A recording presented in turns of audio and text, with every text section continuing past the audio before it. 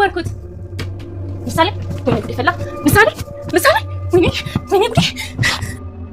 ጉዴ ምሳሌ ወይኔ ሄሎ ማለት ምን ፈልገህ ነው? ልታለቅስ ነው? እባክሽ በዝና በኩል የላክሻቸው ገዢዎች ድጋሚ እንዳያብላሉ እባክሽ ማለት አትለምኝልኝ? ላታመልጠኝ አታሩጣኝ ነግሬህ ነበር ማለት ስሚ በዝና በኩል የላክሻቸውን ሐሰተኞች ገዢዎች ዮናስ ጨርጨር ሄደሽ አይመጣም ሂዱ ባያቸው 10 እየደወሉ አይጨቅጭቁ። አልገባኝም። እንዲገባሽ በደንብ አድርገሽ ስሚኛ ቤቱን መኪናዬንም ሸጫለሁ እናንተ ለላካቻችሁ ሐሰተኞች ገዢዎች ሳይሆን እኔ በራሴ በኩል ላገኘኋቸው ገዢዎች ሸጫለሁ። ምን እንዴ? ወይኔ ማለት ምንድን ነው? ወይኔ ጉዴ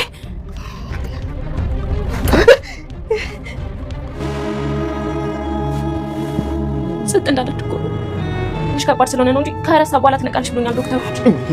ሁሉ ነገር ካለቀ በኋላ አልኩዳት ስሪ ምሳሌ አረ በቃ እንዴ እስከዛሬ የጠበቃት አንዴ ይፈጣሪ ማይተዋት ወይም ስታገኝ እሷ አይነሳ በቃ ይዞ አይ ጉዴ ታሪክ በመጨረሻ ሲሳካልኝ እንደዚህ ትሆናለሽ። ልጅ እኮ ምን በቃ ልጅ ሁሉ ነገር እኮ ተሳካ እኮ ምሳሌ ተሳካ።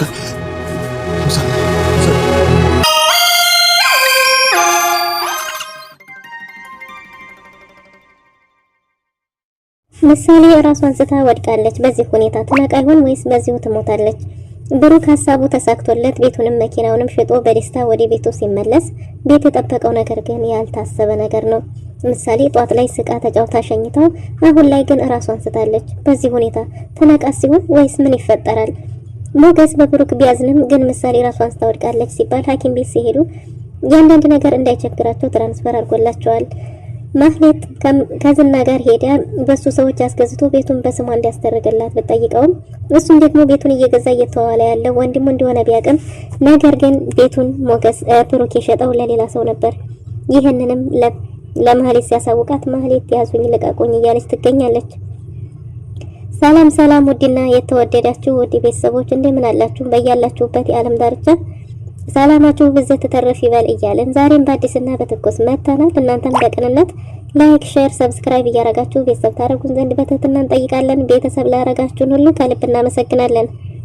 በባለፈው ክፍል እንዴት ተመለከትነው ምሳሌ ተከታታይ ድራማ ሞገስ ሉላን ቢያስወስድበትም በብሩክ ቢያዝንም ነገር ግን የሉላ ነገር ቢያሳስበውም እንኳን ምሳሌ ታክማ እንድትድን ይፈልጋል። ብሩክም ግን ወዶ ሳይሆን ግዴታ ልጁን ማስቀደም ስለነበረበት ያደረገው ነገር ጓደኛውን ቀጥ ብሎ እንዲያየውና አንገቱን እንዲደፋ አድርጎታል። ይህም ሁሉ የሆነው ደግሞ ለልጁ ለምሳሌ ሲል ነበር። የምሳሌ የተሰጣት የ3 ወር ጊዜ እየተሸራረፈ ጊዜው እየቀነሰ ሄዷል። እናም አሁን ላይ ጊዜ ስለሌለው ብሩክ ከሚወደው ጓደኛው ልጁን አስቀድሟል። ልጁም ያደራ ልጁ ስለሆነች እንጂ ጓደኛውን ጠልቶት አልነበረም። ሞገስ ግን አሁን ላይ በፍቅሩ እሱም ወዶ አይደለም የልጅነት ፍቅሩ ስለሆነች ሉላ እንዴት እንዲያድናትም ስለተማጸነችው ሁለተኛ ወደዛ ቤትም እንዳይልካት ስትማጸነው ስለነበረ አሁን ላይ ግን በብሩክና በሞገስ መካከል ያለው ትልቅ ክፍተት ተፈጥሯል። ሉላ እንድትሆን የስቃይ ህይወቷን ጀምራለች። ዝና እንኳንስ ከሰው ጋር እንድትገናኝ አይደለም ቀርቶ በበረንዳ ላይ ወጣ እንኳን ፀሐይን ወይም ንፋስን መቀበል እንዳትችል አድርጎ የቁም እስረኛ አድርጓታል። ይህም ብቻ አይደለም አሁን ላይ ደግሞ ግዴታ ካልወለድሽም እያለም ያስጨንቃታል። ሉላ እንኳን ከሷ አይደለም መውለድ ለምትኖረው ኑሮ ራሱ የስቆቃና የቁም እስር ቤት ሆኖባታል። ብሩክ የጓደኛው ስቃይ እንዳለ ቢሆንም ቢያሳዝነውም ነገር ግን እግዱ መነሳቱና ቤትና መኪናውን መሸጥ መቻሉ እጅግ በጣም ደስ ብሎት አምላኩን እያመሰገነና ጧትም ልጁን መርቀሽ ሸኝኝ ብሎ መርቀው ሸኝተው ስቀው ተጫውተው እምር ብሎበትና ዝንጥ ብሎ ከቤት ወጥቷል። ከመውጣቱ በፊትም ልጁን አቅፎ ስሞና ቅድስትንም ቤቱን ፏፏ አድርጋችሁ ጠብቁኝ እንዲሁም ዱዓ አድርጉልኝ አስቡኝ በጸሎታችሁ ብሏቸው ቤቱን ፋርገው እንዲጠብቁ ታዞ ነበር የወጣው። እናም ማህሌት በዝና በኩል የላከቻቸው ሰዎች ቢያስቸግሩት ስልኩን አጠፋፍቶ የማንንም ድምጽ ላለመስማት በሚስጥር ነበር መጨረስ የፈለገው። እና እንዳሰበውም ሰዎቹ ቀድመው ደርሰው ቦታው ላይ የውሎ ወረቀቶችን ሁሉ ዶክሜንቶችን አዘጋጅተው ጠብቀውታል። ብሩክም የተፈጠረውን ነገር ሁሉ እያጫወታቸው የገዛ ሀብትና ንብረቴን ለመሸጥ የከፈልኩት ዋጋ ቀላል ዋጋ እንዳይመስላችሁ በጣም ብዙ ፈተናዎችን ከተራራ በላይ የሆነን ችግር ገፍቼ ነው እዚህ የደረስኩት። እናም ደግሞ እዚህ ላደረሰኝ ፈጣሪ ይመስገን እያላቸው ነበር። ልጄም አሁን ትታከምልኛለች፣ ከታከመችም ትድንልኛለች። እናንተም የምትወልዱበት የምትከብዱበት የሳቅ የደስታ ቤት ያድርግላችሁ። ብሎ መረቋቸው። እነሱም ደግሞ ይህን ቤት መግዛት የፈለግነው ያሳለፍከውን ታሪክ እኛም ስለሰማን ነው፣ ታሪክን ስለሰማን ነው መግዛት የወሰንነው ብለውታል።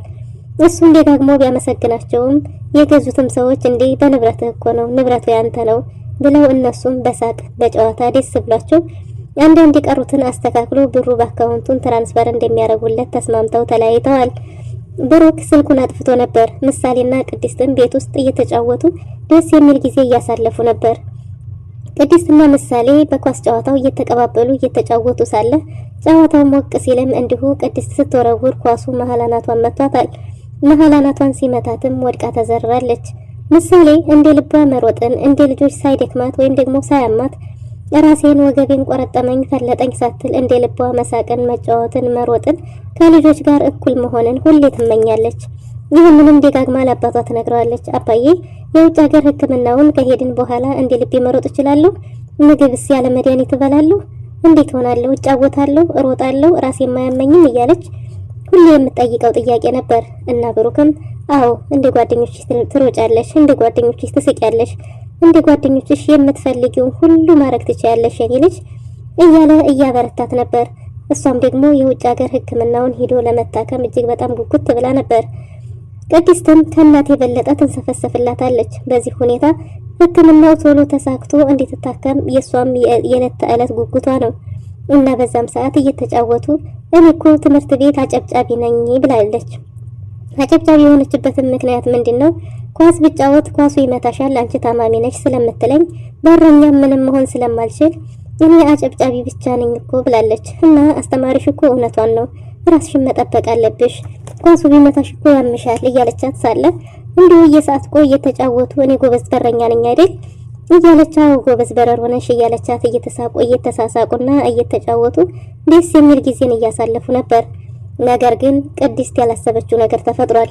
ቅድስት ትቀበላለች ብላ የወረወረችው ኳስ አናቷ ላይ አርፏል።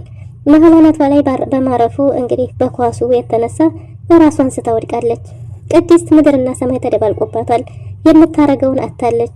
ወይኔ ጉዴ ተዋረድኩ፣ ጉድ ሰራሁ እያለች አንዴ ራሷን ብትይዛት አንዴ ጭንቅላቷን ዝልፍልፍ ብላ ጸጥ ብላባታለች። ቅድስት የምታረገውን ነገር ሁሉ ብታጣ ደጋግማ ለሱ እየደወለች ነበር። እባክህ ጋሽ አንሳው ትል ነበር። ብሩክ ግን ስልኩን ቀድሞ ዘግቶ ስለነበረ ማንም ቢደውልላት ማግኘት አይችልም። ደጋግማ ደውላ አላነሳ ቢላት ለዳጣ ደውላለች። ዳጣ ከሞገስ ጋር ነበረች። ከሞገስ ጋር ሆና ሁሉም ነገር እንደሚያልፍና ስለ ሉላም እያወሩ ነበር። እናም ከዚህ በኋላ ስራም ሆነ ምንም ለኛ ምንም የሚያስፈልገን ነገር የለም፣ ካሁን በኋላ የሚሆነው ያንቺን ቤተሰቦች መፈለግ ነው እያለ ስለ እናት ዋጋ እያወሩ ነበር። እናትን እወዳታለሁ ቢሉ ዋጋዋን ማሳነስ ነው፣ ስለ እናት ሲነሳ እንደው ዝም ማለት ይሻላል እያለ ነበር። ይህ የሚሆነው ምንድነው? ዳጣ እናትህ ደህና ናቸው ወይ? እናትህን ትወዳለህ ወይ? ይሄን ሁሉስ ነገር ያውቃሉ ወይ? በማለት የተነሳ ነበር። የተፈጠረውን ነገር መናገር አልፈልግም፣ ምክንያቱም እናቴ እንድትጨነቅብኝ አልፈልግም ብሏል ሞገስ። ነገር ግን እናትን እወዳታለሁ ማለት የእናትን ክብር ማሳነስ ነው። እናትን የሚገባው ዝም ብሎ እየወደዱ ትወዳታለህ ወይ ተብሎ ሲጠየቅ ግን ዝምታ ነው መልሱ ብሏል። እውነት ነው፣ የእናት ዋጋ መለኪያ ሚዛን የለውም። እወዳታለሁ ቢባልም እንደ ማንኛውም ሰው እወዳታለሁ ስለሚሆን ቃሉ ዋጋው ያንሳል። እውነት ብሏል ሞገስ። እናም ዳጣም ስለሷ ቤተሰቦች ቢጠይቃትም እሷ ቤተሰብ እንደሌላትና ቤተክርስቲያን ተጥላ እንደተገኘች ከዛም ደግሞ ያሳደጓት የጎዳና ልጆች እንደነበሩ ከዛም በኋላ ደግሞ እነሱም ያገቡም የወለዱም አካባቢ የቀየሩም እንዳሉ እየነገረችው ነበር። ስለዚህ እህትም ወንድምም ሊኖርሽ ስለሚችል ቤተሰብሽን ለምን በሶሻል ሚዲያ አታፈላልጊም ቢላትም እኔ ማንንም ብዬ ፈልጋለሁ እሱን ተወው እያለች ነበር። ዳጣም ከዚህ በኋላ ጓደኛም ምንም የለ ስራም የለ የሚያምነን የለም ከጎናችን የሚሆንልን አንቺ አንድ ቀን ሁለት ቀን ከፈለልኝ ብለሽ በችግሬ ቀን ከጎኔ ቆምሽ አይደል? ስንት ዋጋ የከፈልኩለት ጓደኛዬ ግን እያላት ነበር። ብሩክንና ሞገስንም ቢሆን ለማስታረቅ ትጥራለች። ዳጣ ጎዳና ያደገች ልጅ ብትሆንም ግን እጅግ በጣም ቁም ነገረኛ፣ ውለታ የማትረሳ ምርጥ ልጅ ናት እና ብሩክም ቢሆን እንዲያረሳውና እንደሚጠይቀው የልጁ ነገር ሆኖበት እንደሆነ እንጂ እሱን ጠልቶት እንዳልሆነ ደጋግማ ተነግረዋለች። ነገር ግን ሞገስ አሁን በሳት ላይ ስለሆነ እኔ እኮ ሁሉንም ነገር ሰጥቼዋለሁ ሲል ሁሉንም ነገር ሰጥቼዋለሁ ትላለህ ስትለው አሁን ሰጥቼዋለሁ የቀረችኝ ሉላ ነበረች፣ እሷንም በራሱ መንገድም ቢሆን ሰጥቷታል። አሁን ሉላ ምን ላይ እንዳለች አላቅም፣ እያሰቃያት ይሁን ገሏት ይሁን ምን ሆነ ይሁን አላቅም እያለ ነበር። ስልኳንም ደጋግሞ ቢሞክረውም አይሰራም። ሞገስ ስለ ሉላ አብዝቶ እየተጨነቀ ነው። ታዲ ነኝ ሁለተኛ ወደ እሱ ጋር እንዳትሰደኝ እያለች ስትማጸን የነበረውን እሱን ማድረግ አለመቻሉ ሁሉ ሌላ ስብራት ሆኖበታል። እና ዳጣም አብሽር እያለችው እያጽናናችው ከጎኑ ነበረች። ቅድስት የምታረገው ነገር ሲጠፋባት ትዝ ያለቻት ዳጣ ነበረች። ለዳጣም ስትደውልላት ዳጣ ስልኩን አንስታ ምንድነው ስትላት ምሳሌ እንድታመመችባት ስትነግራት ብሩክ የለም እንዴ ብላት ነበር። ብሩክ እንደሌለና ስልኩም እንደማይሰራ ስትነግራት እሺ ሐኪም ቤት ይዘሻነኝ ስትላት እሷ ምንም ማድረግ እንደማትችል ነግራት ነበር። እሺ እኔም መጣሁ ብትልም ሞገስ ምሳሌ ምን ሆነች አመማት እንዴ ስትላው ምሳሌን አሟታል ብሩክም የለም እያለች ነው ስትለው በቃ ሂጅላት ብሏታል። እንዳንተስ አብረን ለምን አንሄድም ብትለውም እሱ እንደማይሄድ ነገር ግን ሐኪም ቤት ምናምን ለካርድ ለምን ከቸገራቸው ብር እንደሚልክላቸው ነግሯት ዳጣን እሷ እየሮጠች ሄዳለች። ቅድስትና ዳጣ ሆነውም ሐኪም ቤት ምሳሌን ቢወስዷትም ከ24 ሰዓት በኋላ ትነቃለች ብሎ ግን የ3 ወር ጊዜ እንደሌላት አስቸኳይ የውጭ ሀገር ሕክምናውን ማድረግ እንዳለባት ተነግሯቸው ተመልሰዋል።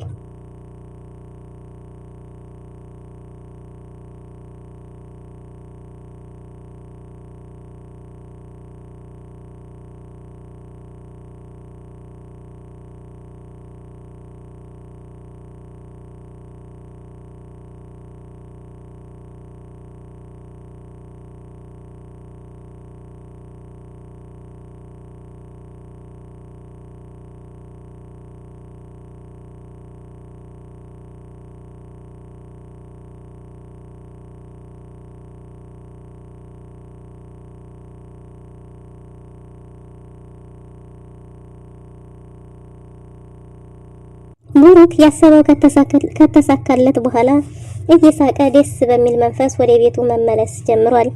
ወደ ቤቱም እየመጣ ሳለ እንግዲህ መንገድ ላይ ዝናብ እየዘነበ የሆነ ህንጻ ስር ተደግፎ አይ ይሄን ነገርማ ማህሌት አንቺ መስማት አለብሽ ሰምተሽ መቃጠል አለብሽ ብሎ ወስኗል ብሎ ለሷ መደወልን አስቦ ዝናቡ እስከሚያበራ ዝኩኝ እደውላለሁ እያለ ነበር። ለቅድስት ስልኩን ሲያበራው ቅድስት የደወለችለት ሚስኮል ሲያገኝ መልሶ ደውሎ ነበር። ስለ ምሳሌም ጠይቆ ምንድነው ቤቱ ምን የተፈጠረ ነገር አለ ቢላቸውም ምንም እንዳልተፈጠረ ግን ፈልገው እንደደወለችለት ና ቤት ብለዋለች። ቤት አስተካክላችኋል ሲላትም አዎ ብለው ግን ምሳሌ ደህንነቷን ነግራው ስልኩን ዘግተዋል። አሁን እሱ ሐሳቡ የነበረው ለማህሌት ደውሎ ያለውን ነገር ማሳወቅ ነው እና ለማህሌትም ስልክ ሊደውልላት በሆነ ቦታ ላይ ቆሟል። ማህሌትም ሁሉም ነገር በዝናጅ እንደሆነና ሁሉንም ነገር ዝና እንደሚያስተካክልላት እርግጠኛ ሆነ ቤቱንም በስሙ እንደሚያዞርላት እያወራች ነበር። እንደ ቤቱ ከተሸጠ በኋላ ምን ነው በስምሽ የሚያዞርልሽ እያለች አሳለ ኤፍራታ እንደ ምንም ችግር የለውም ብላ ነበር። አይ እሱን አትመኝ፣ እሱን ከምታምኚ ወንዶች ምንም ሐሳብ የላቸውም ማርቀው ያስቡም መለቀስ በራሱ ሰው ቤቱን ያስገዛልሽ ብላ ስለነበር እሱ ትዝ ብሏት ለዝና ደውላ እንገናኝ ካለችው በኋላ ተገናኝተው ቤቱ እንደተሸጠ ብትነግረውም ቤቱን ሊገዛ እየተነጋገረ ያለው ወንድሙ እንደሆነና ቀድሞ እንዳሰበው እሱም ደግሞ ፈሪ እንዳልሆነና አጋዥ እንደማያስፈልገው ሁሉንም ነገር በፈለገው መንገድ ማድረግ እንደሚችል ይህ ሁሉ የተፈጠረው ነገር የሞገስ ደሃ መሆን እንዲሁም ደግሞ ቤቱ መታገዱ በሱ ገዛ እንደሆነ ነግሯት ከኔ ውጭ ግን ማንም ሊያግዝሽ የሚችል የለም ብሏት ባዶነቷንም ነግሯት ለማህሌት በዚሁ ተለያይተዋል። ዝና እኛ ያሰብነውን ከኛ ቀድሞ አስቦት ነበር ቤቱን የገዛ ወንድሙ ነው ከዛ በኋላ በስሜ ይሆናል እያለች ተስፋ ያርገች ሳለ ብሩክ ደውሎ እባክሽ በዝና በኩል የተላኩትን ሰዎች እንዲገዙኝ አድርጊ ወይም ደግሞ አስቀርልኝ እባክሽ ብሎ እየለመናት ሳለ ነግሬህ ነበር እያለች ስትኩራራ እንግዲያስ በዝና በኩል የላክሻቸውን ሰዎች እዚህ ቦታ ጠብቁኝ ባያቸው እኔ በራሴ መንገድ ለራሴ ሰዎች ሽጬ ጨርሻለሁ ሲላት ማህሌት ያዙኝ ልቀቁኝ ብላለች። ምድር አልበቃት ብሏል። ፈጣ ቀርታ ውሃ ረጭታ ከእንቅልፏ ካነቃቻት በኋላ ኤፍራታ ምንድነው የተፈጠረው ስትላት የተፈጠረውን ነገር ሁሉ ስትጠይቃት እንግዲህ እኔ ጋር ሆነሽ የምትበይው የምትጠጪውም የለሽም ስለዚህ ማድረግ ያለብሽ ብሩክን ራሱ ሄደሽ ይቅርታ መጠየቅ ነው ብላት ነበር። ብሩክ ከዚህ በኋላ ቪዲዮ እኮ አደባባይ ላይ ተለቋል እንኳንስ አይደለም ቀርቶ በይቅርታ ሊያኖረኝ ቢሳካለት ሊገለኝ ነው የሚያስበው እንጂ እንዴት ነው ይቅርታ የሚያደርግልኝ? አንቺ ከቤትሽ የምታስወጭብኝ መንገድ ነው እየፈለግሽ ያለሽው ኤፍራታ ምን አይነት ክፉ ሴት ነሽ ብትላትም እኔ እኮ ሌላ አይደለም አንቺ ብዙ የለመሽ ሴት ነሽ ከኔ ጋር ምን ትበያለሽ ብዬ ነው ብላታለች። እኔ ለራሴ አንድ ክፍል ቤት ይኖረኛል ስል እሱም የለም ብላ መጀመሪያ ቃል የገባችላትን ማህሌትን ብትሆን ገና ሳይሳካ እሱ እንኳን ገና አልተረጋገጠም ስትላት ነበር። አሁን የባሰ ምንም እንደሌላት ሲነገራት ማህሌት የምትይዘው የምትጨብጠው አታለች። ለዝናም ደጋግማ ብትደውልለትም ዝናም ስልክ ሊያነሳላት አልቻለም። ቤቱ በትርምስ ተውጧል። ብሩክ ወደ ቤቱ ተመልሶ ደስ ብሎት እየሳቀ ሲመለስ ቤት ኤፍራት ዳጣም ስታገኝ ነበረች በር የከፈተችውና እንዲህ ያስደሰተህ ምንድነው ስትለው ሁሉም ነገር እንዴት ተሳካለት ነግሯት ልጅ ምሳሌስ ቢልም ምሳሌ ትንሽ አሟት ተኝታለች ብለውት እንዳይደነግጥ ሲገባ ምሳሌ ግን ራሷን አታውቅም ነበር። ልጅ ምሳሌ ሁሉም ነገር ሲሳካማ እንዲህ አታረጊኝም እያለ ብሩክ ማልቀሱን ቀጥሏል። ደህና ናት እኮ ቢሉትም አይኔ የሚያየውን ልመን ወይስ እናንተን እያለ ነበር። በስተመጨረሻም እንግዲህ ከ24 ሰዓት በኋላ እንደምትነቃ የሰጣት መድኃኒት ከባድ እንደሆነ ዶክተሩ እነ ቅድስት ቢነግሩትም ብሩክም እጅግ በጣም አዝኗል። ምሳሌ ልጄ እስካሁን ባለቀ ሰዓትማ እንዲህ አታረጊኝም አታዋርጅኝም እያለ አንገቷን አንቆ እያለቀሰ ነው። ምሳሌ አይኗ ወደ ላይ ተገልብጧል። ትሞታለች ወይስ ትተርፋለች? ከሞተችስ ሞገስና ብሩክ ጓደኛውን ያጣበት ከምንም በላይ የሚወደውን ጓደኛ ያጣው በልጁ ተክቶ ለልጁ ብሎ ምሳሌን ሉላን በምሳሌ የቀየራት ብሩክ ልጁን እስካጣ ምን ሊፈጠር ይችላል?